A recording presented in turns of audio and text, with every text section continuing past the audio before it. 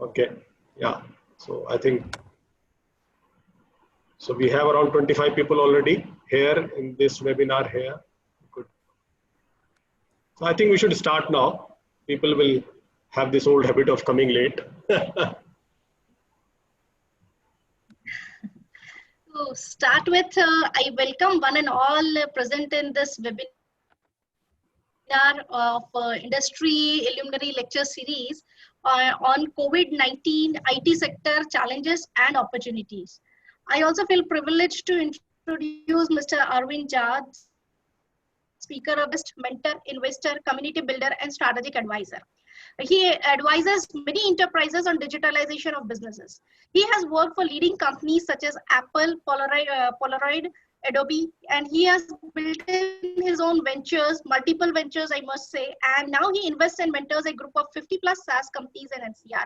We are fortunate enough to have opportunity to listen to you, sir, and let me actually make you aware that this audience not only comprises of undergraduate students, postgraduate students are also there. Few of them are doctoral students are also there, and industry professionals are also actually looking forward to listen to you on this topic, sir. Over to you, sir.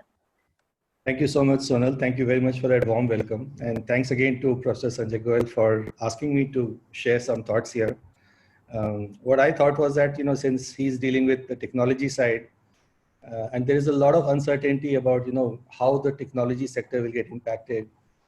Pretty much every sector is getting impacted, as we know, but how the technology sector will get impacted, and there are students, and some of them may be worried about their jobs, some of them may be worried about their internships, and what will happen to their careers. It might be interesting to go back and see how things are happening in this IT sector, and what I think would be the opportunities going forward. So that's how the theme was finalized, and I'm really delighted that we can present it to the audience. But before I start, I do want to say that we are dealing with an extraordinary human tragedy unknown to man before. We looked at 500, 1,000 years of classical text to see if any text describes a pandemic of this sort in the past, and our forefathers have dealt with it, so it doesn't seem like it.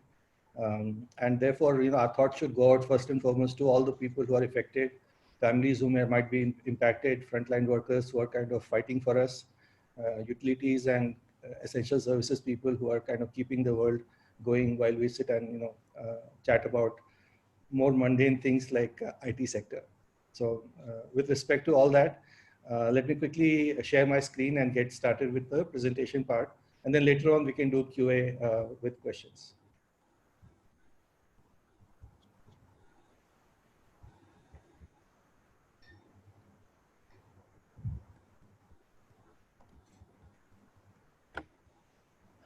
Okay, so I suppose you can see my screen. Sonal, can you confirm that? Yep, it is. It is visible, sir. Excellent. So really, I wanted to cover what we are seeing on the IT sector, both in terms of challenges and what we think or what people are talking about will be the significant opportunities going forward. And remember, IT sector is a big sector now, employs a lot of people, generates a lot of revenue. So it's important to talk about that, especially at a time when pretty much everybody is working from home. Just a very quick word about what we do currently. So my company has gone through multiple iterations, and currently we are mostly an incubator or accelerator, mostly mentoring and investing in smaller startups and SaaS companies. And then we're doing some strategic consulting with enterprises, mostly forward-looking enterprises which are looking to go onto the digital in a big way and start moving most of the business digital. Now it looks like, with everybody working from home, almost every enterprise has to rethink its strategy on going digital. And then I'm very interested in forming communities, because I think now connectivity is so high that we can create lots of communities. And I'm trying to put together communities for IIT and entrepreneurs in NCR, since I'm from IIT myself. There is a 50+ community of SaaS companies that I manage or mentor. We're trying to put together a community of people on a volunteer basis who can use the downtime. We all have some bench time right now, and work on improving our government IT. Many of the government portals are not well tested, not compatible to lots of browsers, lots of bugs, not scalable. Maybe we can use our downtime to improve that. And then there's a community of my native place that I also monitor and manage, which is called Maithili Machan. A brief introduction was given. I've just put a couple of slides in there.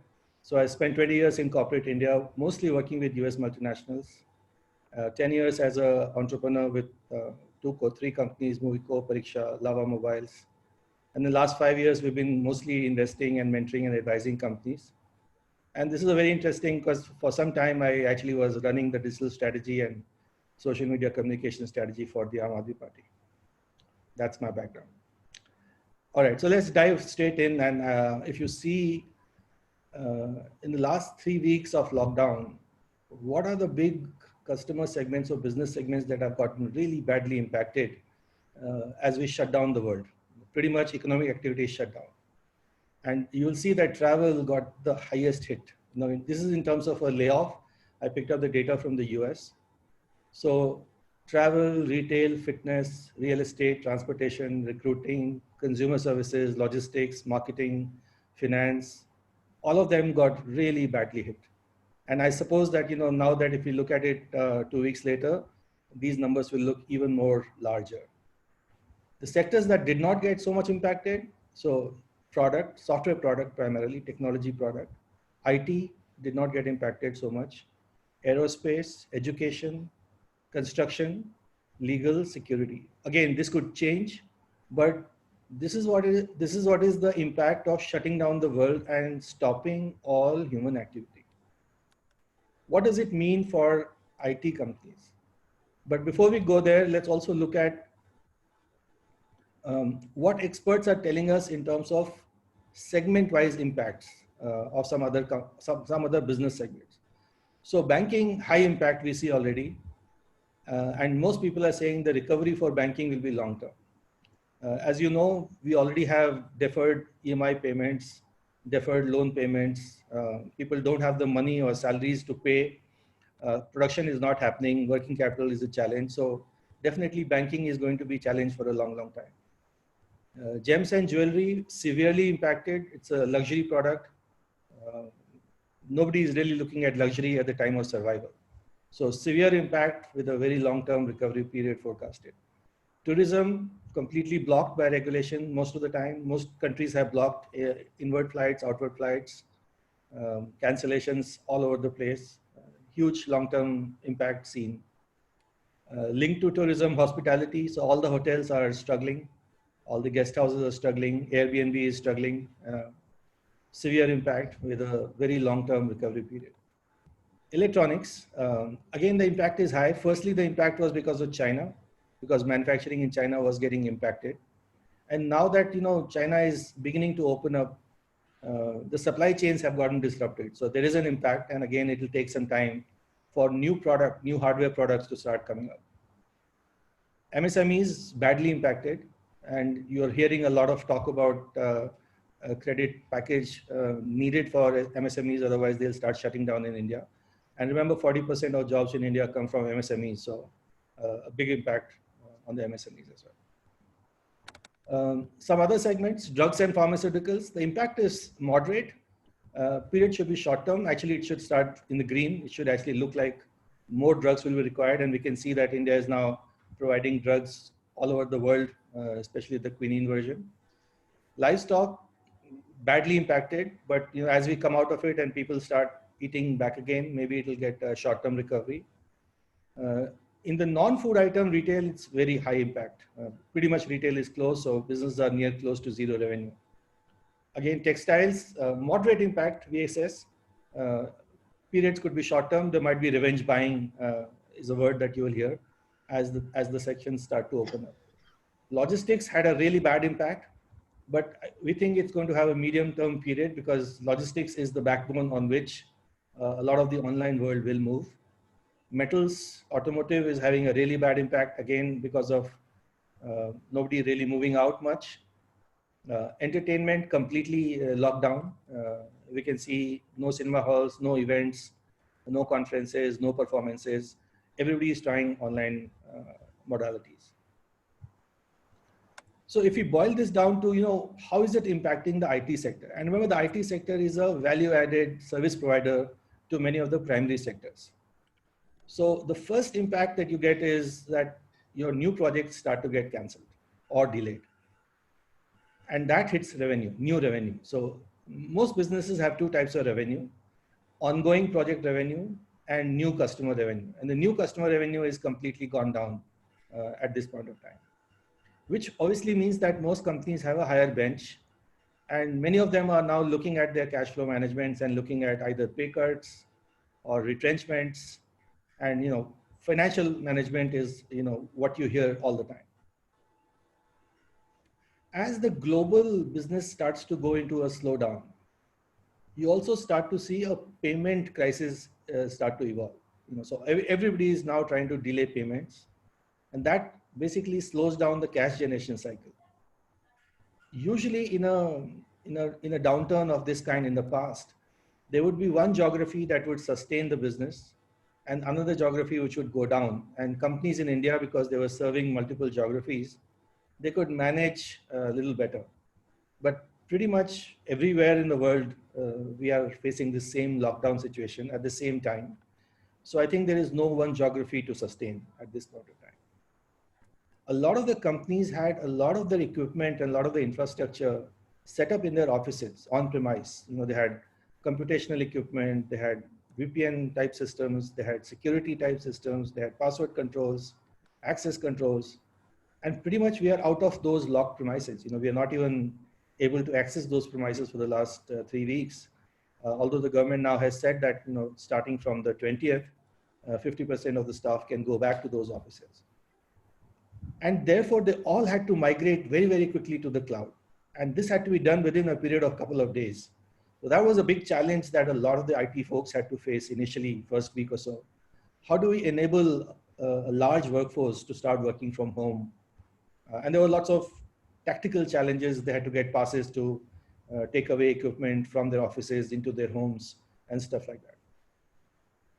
And the last challenge is that, as customers are facing challenges, and because you are basically a service provider, customers expect you to do more to help them. So all the customers are getting hit, and customers are therefore looking at serving their customers in the best possible way.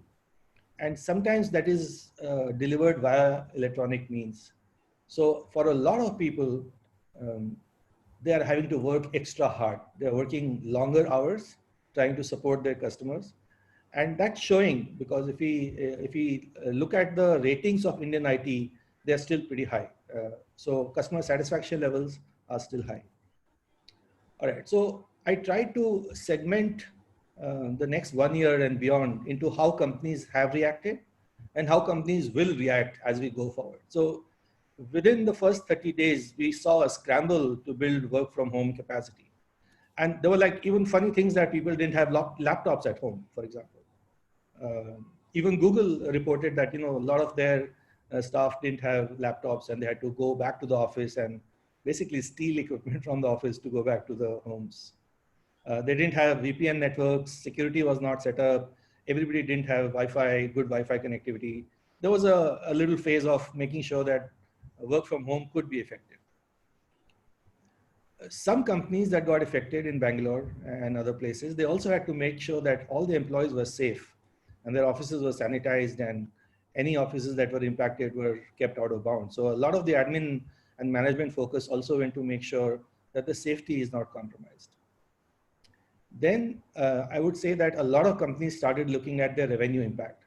And pretty much we are now seeing that up to 5% revenue impact could be there in the next quarter across the board for most of the companies, and could be deeper depending on how well or how long the lockdown impact goes into.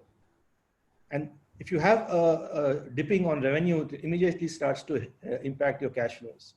Now, although IT companies usually have a very high travel cost, and that travel cost went down, so the cost impact was not that high, but I would still say that a lot of companies have been doing a lot of cash management, bench management, and doing all kinds of scenario planning and trigger planning.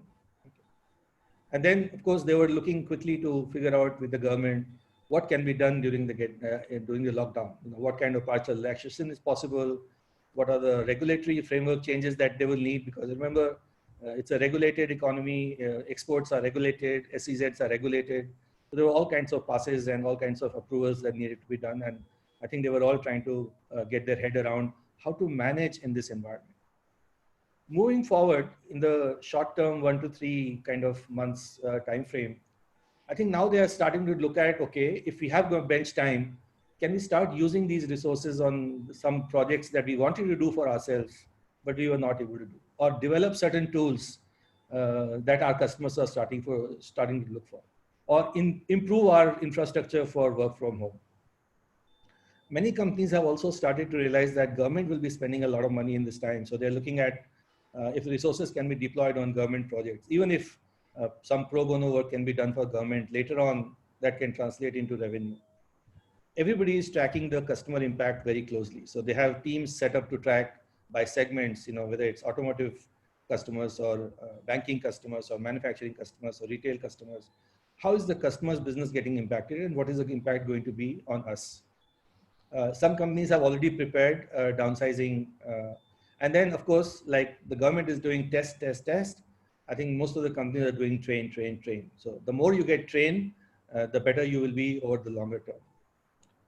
In the medium term, which I expect is 3 months or 3 months to this year, 2020, pretty much, we will see a lot of companies start to build capacity on cloud.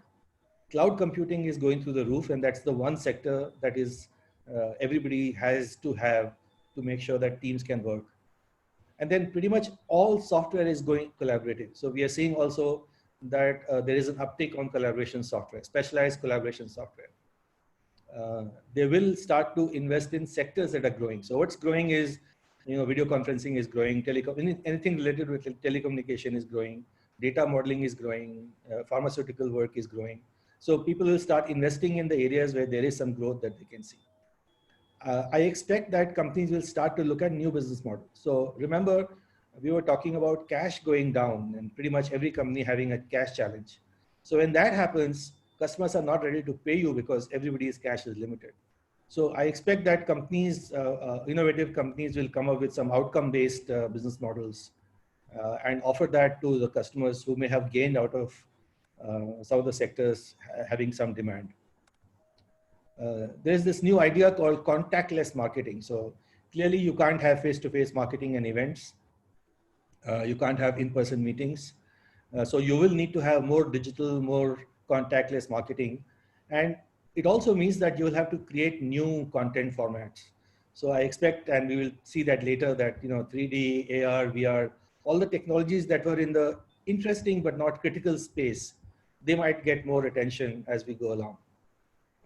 Companies will start to plan hiring, especially for college hires and new hires, because there is a increased outsourcing wave coming along.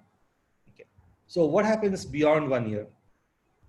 I think that, and I'll show you later, there's a study done. I think that by this definition of work from home opens up the possibilities of doing remote development and remote IT in a completely new way. And therefore, we will start seeing growth across all segments as outsourcing starts to pick up. And outsourcing becomes the dominant business to rebuild businesses. People will be looking at a low-cost way to rebuild businesses. And since pretty much everybody will be working from home, it may make sense for those at-home workers to be based in India. We will see core tech sectors have significant growth because of this. Sectors which are going to lose out because of 3 or 6 months of lockdown, they will have to invest more to pick up and recover their losses. And one of the ways that they will invest is through IT systems. So we see that those sectors may also start investing. Travel will continue to be a challenge even 1 year later. And I see a very large push towards adoption of SaaS by SMEs. Currently, if you see all analysis, the IT adoption is fairly low. Less than 10% SMEs have good, capable IT infrastructure. I think that will change over the next 1 year, and we'll start to see most of them adopt SaaS in a large way. So here's a thought about the future. And before I go to the future, I thought let's just use Einstein's words here to kind of inspire ourselves.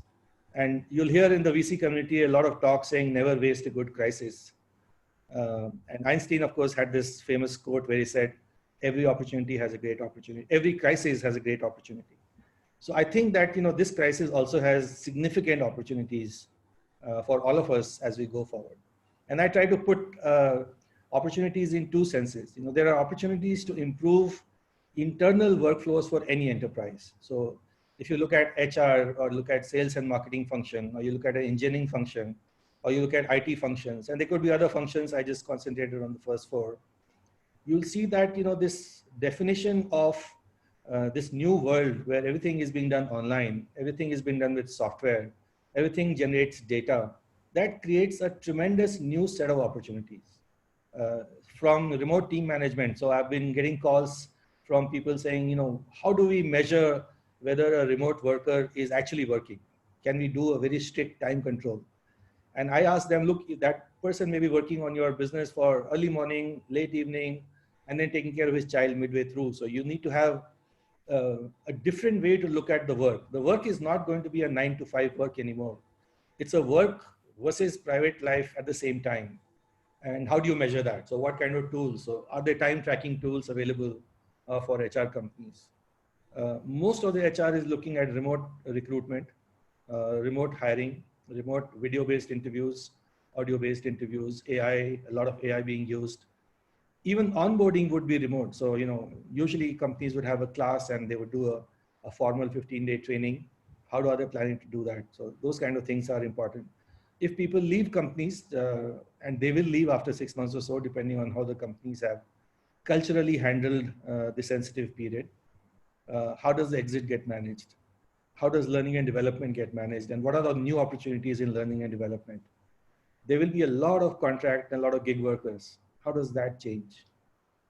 And if everybody is remote and everybody is working online, the whole world is now available to you to hire people from. So what happens to a global workforce? Very interesting opportunities can exist across the HR. And similarly across all of the functions, I'll just pick up one or two to share with you some ideas on that. So on engineering side, for example, every software, every business process needs collaboration now. And the collaboration has to be within the product. It cannot now be a desktop sharing or a video conferencing. So a CRM should have a video conferencing built in. If you want to talk to your customer, it's not that you go to the CRM, find the customer's contact, then you go to your communication tool and then you call him. You should be able to call that customer or do a video call with that customer from within that CRM. If a customer is calling you for support, the support desk should be able to pop up the customer's call to you from within the support desk. So I think there's a lot of integrated data flows that I see possibilities happening. One big challenge or one big force that you will have to look at, especially for product developers, you'll have to go very strict on documentation. In the last 10 or 15 years, documentation has taken a back seat. Pretty much most teams are not doing formal strict documentation. But when the teams are distributed and there's not so much face time and body time, maybe what efficiency you can bring in is through formal documentation and formal processes, so that there's no gaps for anybody to understand what his or her role should have been. In an online world, we always see rapid release cycles. Customers are now looking for quick help. So teams will be under pressure to give rapid release cycles, which means that you will need to have automated testing mechanisms. You need to have automated build mechanisms. You need to have just more engineering rather than less engineering. On sales and marketing, to be able to do contactless selling, you'll need a lot of investment in new content. How do I attract somebody? How do I convince somebody? One of the startups that I'm working with has built a Zoom for property viewing remotely. So they use a 3D walkthrough into a property, which was existent, but they added a web conferencing on top of that. So now, now property brokers from all over remotely can show a property, be in the call, and kind of pretty much walk through that customer from every room or every aspect of the room as possible. This is an innovation that is tailor-made for a remote world or a remote work from home kind of environment. On the IT side itself, there are lots of opportunities. So we see that, as companies invest more in cloud infrastructure, cloud services, on-demand computing demand goes up. And how do you manage all that? There's a lot of software that is required to manage all that demand. A lot of the video conferencing equipment, audio, IVR, VPN security. We see a lot of opportunity of companies buying new equipment. So everybody needs to have a laptop to be able to work from home. Everybody needs to have mobility solutions. So there will be some budget that people will have to spend buying new equipment. And then the software to manage all the distributed infrastructure. This is a very interesting data that I picked up from Avasant. If you see, the red line represents the new outsourcing opportunity, and the blue line represents the existing outsourcing opportunity. And pretty much across all segments, whether it's banking or energy or healthcare or high tech, media, you see that there is more outsourcing down the line, which should be very promising for Indian IT. This is telling us that Indian IT has the potential to grow out of this pandemic and become a stronger force, so that over time we will actually be contributing more to the economy, should be having more jobs, and actually have this ability that we can hire people all over India and decongest our cities a little bit, but that I will come to later. So let's see some specific ideas for some of these segments. And again, just like internal, I kind of put together a table saying what are the segment-wide opportunities across different segments that we see. The concurring theme here is remote, online, data, software-driven business workflows. So in banking, for example, some of the banks have already introduced this notion of contactless bank account opening. First, if you look at 10 years ago, you had to be in the bank to open an account. Then the bank came to you. In the last 2 or 3 years, they had a tablet and they would do a KYC on the tablet and open an account. And still it would take 2 or 3 days to open an account. Now, I think HDFC has introduced that recently. You can open a new account without ever going to the bank. Now, if that catches on, there's a huge amount of software to be developed, and people who are developers should gain from writing those software systems. Mortgages are going digital. So again, whether it's property title search or whether it is looking at the property, valuing the property, as people take more loans, the whole business of modeling loans should change. The whole business of interest calculation should change. Credit analytics should change. A lot of the companies have stayed away from funding online businesses, but now all businesses are online businesses. So there's a lot of opportunity in banking that I see. Venture debt is something that I put there. Again, so far underrepresented, but should happen. In manufacturing, currently taking a big hit. In China, we already started seeing something called consumer to manufacturing, or C2M. Basically means that as a consumer, you can order a factory to produce an absolutely custom piece for yourself, and the factory will ship it to you using the logistics. Which means that manufacturing companies have to start looking at logistics into 10 for their own needs. They also need to look at massive contract worker management. So, we are seeing this migration and this concentration of migrant workers is causing so much problems. What if we could figure out better ways of doing worker management? Analytics is always going to be important. One big user of technology, of course, is our government and public sector. And we can see that within a very short period of time, the government has invested in Arogya Setu. The government has invested in, contact tracing technology. They're using drones quite a bit. They're using all kinds of apps to figure out where food is needed, where rations are in short supply. So we see a lot of mobile governance work being done. And this will actually force a lot of state governments to be very efficient in terms of using technology. And that obviously means there'll be opportunity for all the developers. Just like, test, and train. For government, it's all about data. So government is going to have a huge amount of data, and there's always going to be opportunity to do some useful things with that data. We also think that government itself cannot do everything, especially in the fight against coronavirus. So we see a lot of public partnerships and government driving public partnerships with voluntary organizations, and they will all require tools. A lot of modeling to be done. Online education, complete changes in online education. Let me just change that and go into the next slide, and maybe have some education, especially there. So in education, I think everything changes. Currently, I was told that you guys are doing a lot of classes, maybe 80 odd sessions together on Zoom every day. But there are colleges in our country where they don't have the same amount of bandwidth, and students don't have laptops, and they don't even have smartphones, and those colleges are getting badly impacted. So some kind of offline online models will need to be developed for the not so internet savvy areas. We'll need to figure out content and delivery mechanisms. Testing will continue to be a very, very important area. Schools, for example, it's almost like a forcing function where we have taken all schools online. But I think that most schools don't have a good infrastructure, LMS system right now, a good management system, and all that will evolve very quickly. And just like workers will be remote, faculty could be remote. Just like I'm doing this lecture with you, there could be faculty which is remote for many universities or colleges. And that creates a new opportunity to hire people or look at talent for yourself. E-commerce and online are going through the roof. Amazon has already said they're going to hire 75, 80,000 more people. I expect that as the lockdown opens up, e-commerce will see a huge gain, and then there will be a lot of demand for talent across e-commerce, etc. Health, of course, telemedicine is being tried. Lots of room for innovation and lots of new processes in telemedicine, both in terms of the interpretation work, the AI work, the data modeling work, the research, and the consultation sessions itself. I wish we had some computational expertise to accelerate virus or vaccine creation. I'm pretty sure that there will be investments going into that, and there'll be jobs for some people who are interested in that. And then there is going to be a huge impact on supply chain and integrated supply chains to the hospitals. One of the things we have seen is shortages of PPEs and masks, and shortages of ventilators and shortages of N95, etc. for hospitals.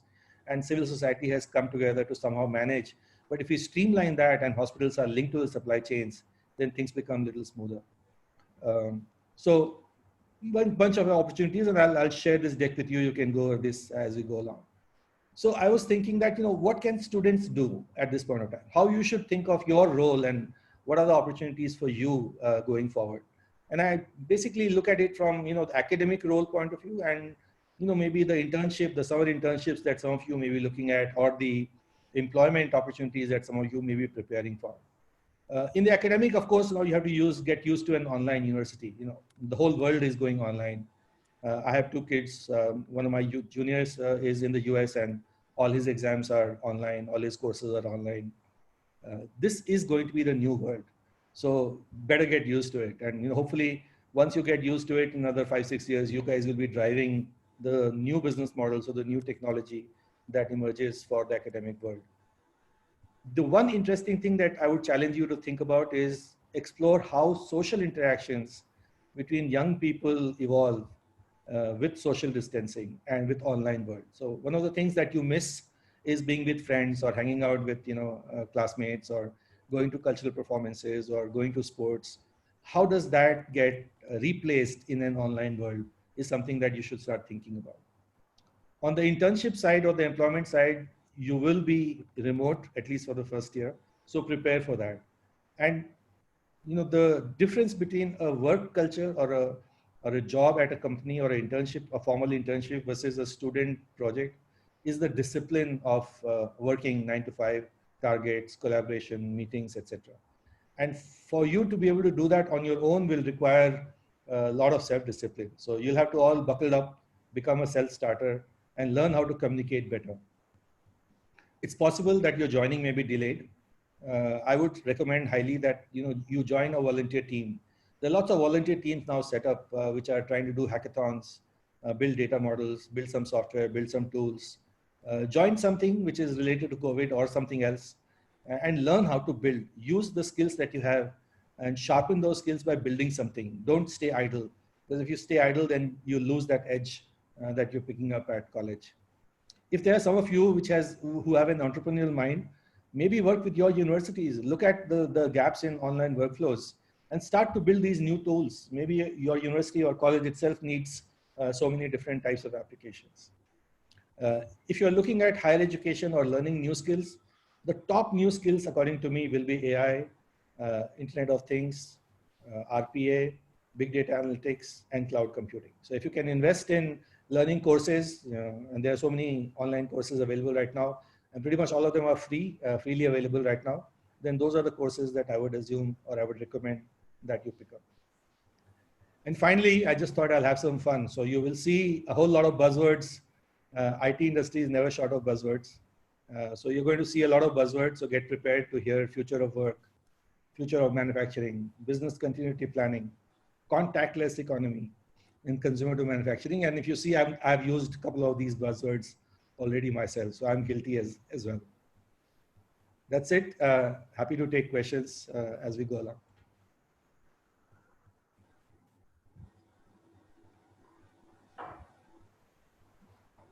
Thank you very much, sir, for this optimistic session. You started with the challenges, but then challenges are always there, be it a pandemic situation or be it not.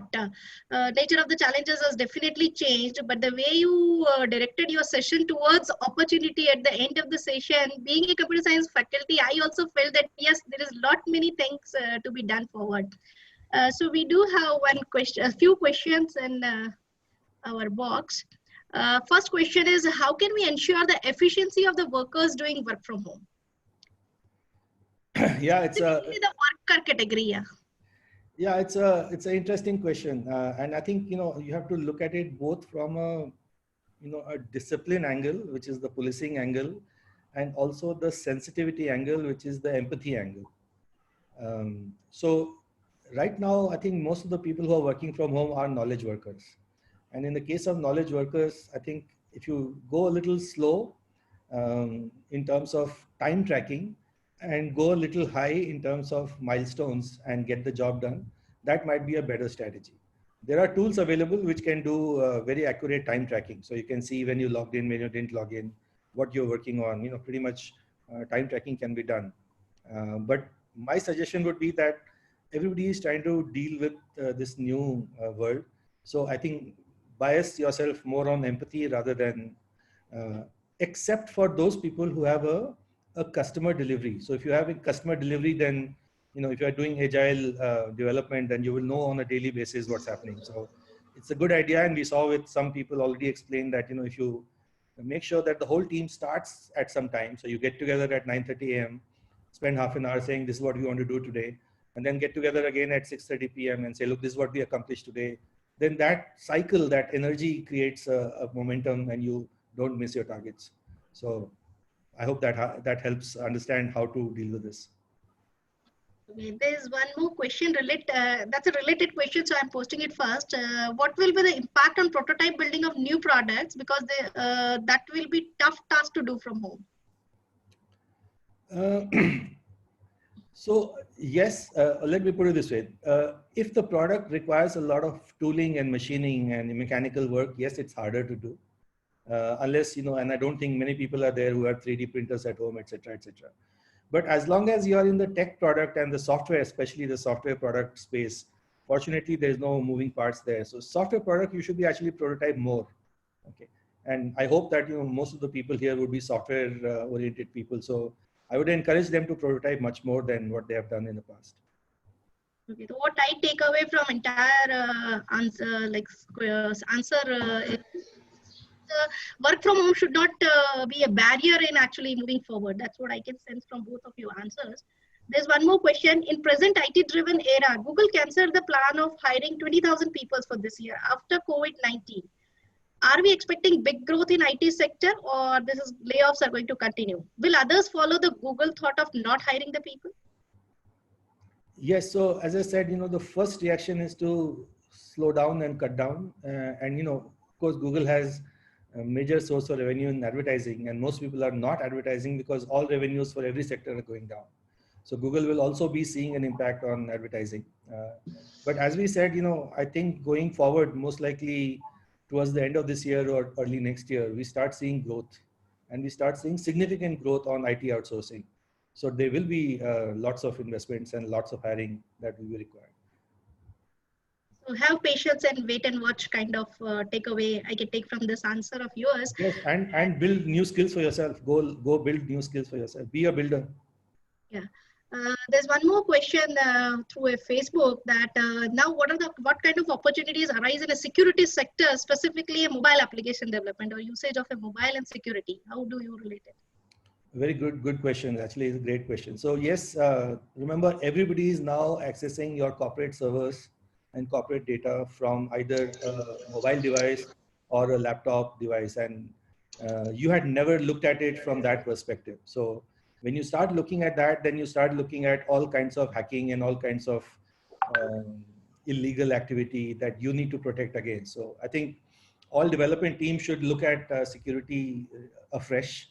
Look at access guarantees, look at tokens, look at how to validate users, look at making sure that you can threshold users who are trying to get more data inside, for example. Build the defense mechanisms, and if the conspiracy theorists are right, and there are some international players who are trying to play around with national security in these times, then maybe even that is an aspect that people who are dealing with more secure systems should start looking at. So I think investing in more security is a good thing for these times. Any advice for educators from your side in this era? Everybody started talking about moving online and everything would be online. Money, like content would be there online. So it is content versus experience. Experience they would gain only if they move back to the physical premises. But how actually, anything you would like to say to educators in this phase? I think in 200 years, maybe 250 years, we have moved from a guru shishya in the same contact into a completely remote guru shishya kind of model. And I think many of us, including on this call, we are extraordinarily fortunate or unfortunate that we have seen two large shifts in our lifetime. One is this shift to digital, and then now we are seeing this shift to a contactless remote digital kind of model. And I think some of us will kind of take that with a pinch of salt and will fret and fume about it. And some of them will take that as a challenge and say, what can we make of it? What can we make education into if this is the case? And as I said, now pretty much you can have access from talent from across the world, and you can have access of students and collaborators from across the world. So I think what you've not able to do earlier because of physical restrictions now goes away. And it's up to innovative teams to figure out how to set up teams, even for students for that matter, to create these new projects which will bring new energy into education. I'm optimistic. Thank you so much, sir. So over to Sanjay, sir. Arvind, thank you very much. I think geography will be the history. I mean, we have been hearing this slogan for a couple of decades now, but it actually will be now.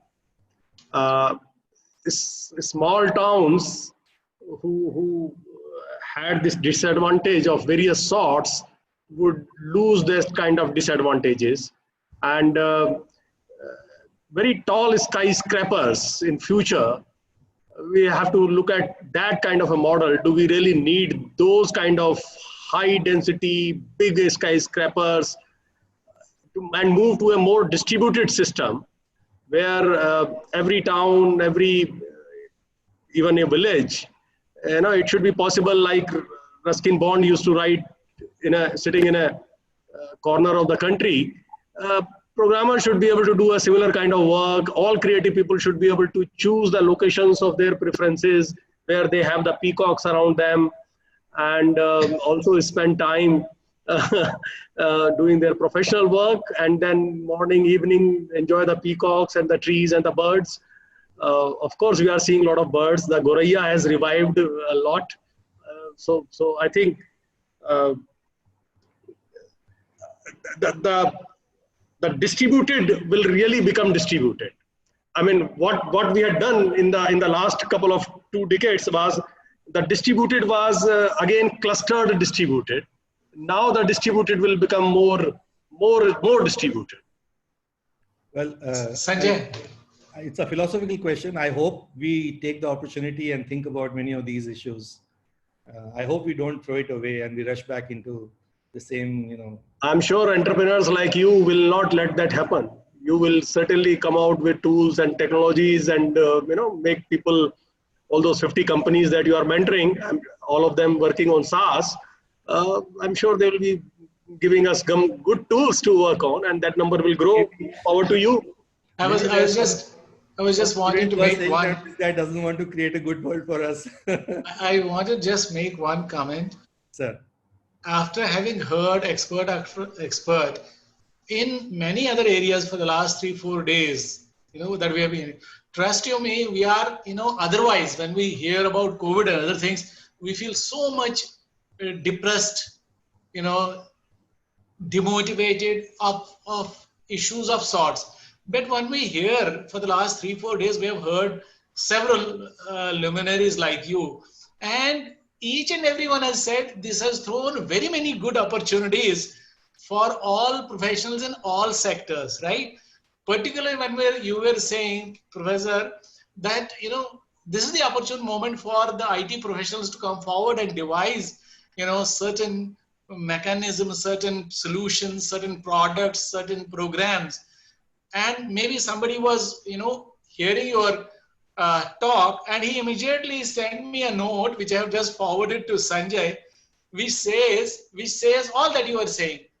Technology by 2 US Indians can detect this COVID virus in 20 seconds. And they are 2 Indians, but they are now overseas. And they have said this artificial intelligence, Internet of Things, all put together. The patient goes there and he is out with the result in 20 seconds. So these are the kinds of opportunities, which it has thrown. And there would be many such if we have to really combat COVID, not only in the health grounds, but also on its after effects in very many aspects of human life. Sure. To be able to open up the world, we need much better testing and much faster testing and low cost repeated testing, because till the time we have a really good vaccine in large numbers, the threat doesn't go away. We are only kind of pushing it out. So yes, I think there will be a lot of investments in the testing, kit development, rapid testing development, and all the things that you say. AI would be a good model. Data would be a good model as well.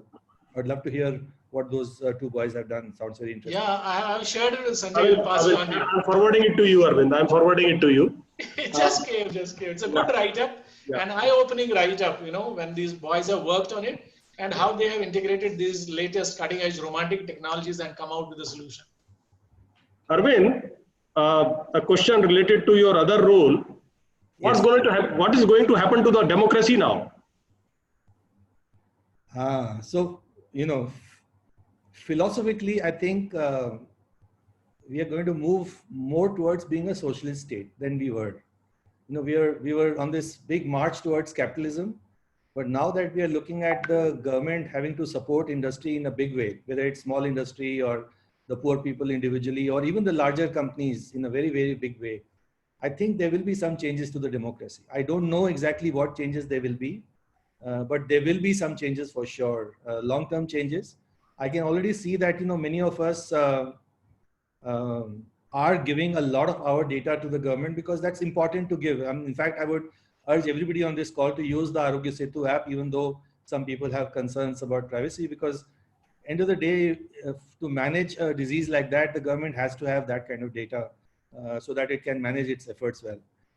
So as the government collects more data, clearly, there are risks if the government has some rogue elements of how to misuse that data. But I think that will evolve over time. What's for sure is that democracy is changing.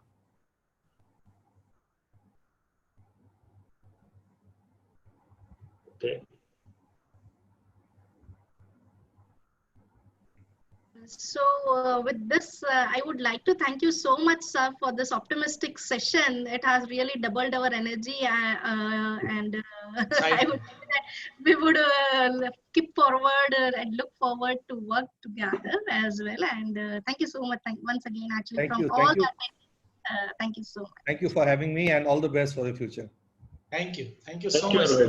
Look forward to having you again and again. Sure. Bye. Take care.